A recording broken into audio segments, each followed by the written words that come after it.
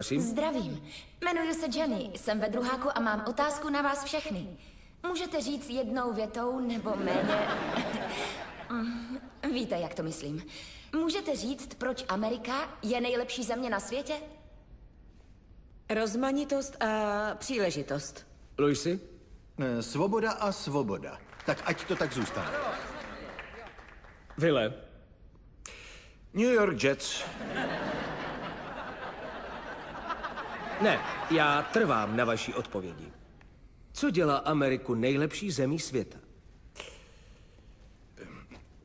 No, už jste to slyšeli. Rozmanitost, příležitost, svoboda a svoboda.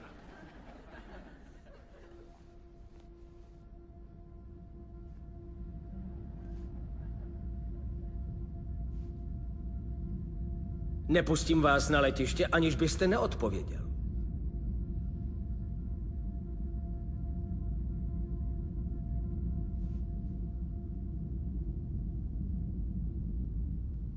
Naše ústava je mistrovské dílo. James Madison byl génius. Deklarace nezávislosti je nejlepší dílo americké literatury. Nevypadáte spokojeně.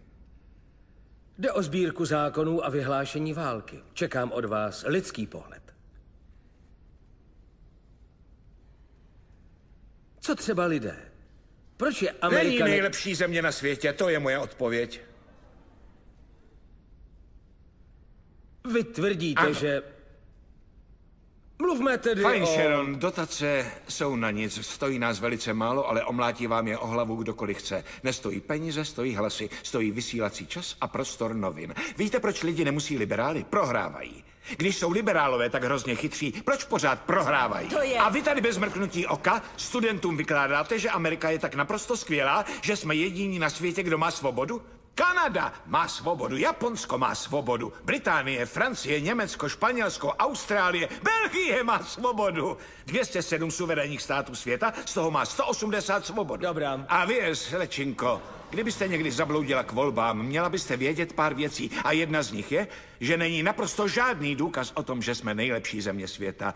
Jsme 7. v gramotnosti, 27. v matice, 22. ve vědách, 49. v délce života, 178. v úmrtnosti kojenců, 3. v průměrném příjmu, 4. v pracovní síle a exportu. Vedeme svět jen v počtu uvězněných na hlavu, počtu těch, kteří věří na anděly a výdaje na obranu, kde utrácíme víc než dalších 26 zemí, z nich 25 jsou spojenci.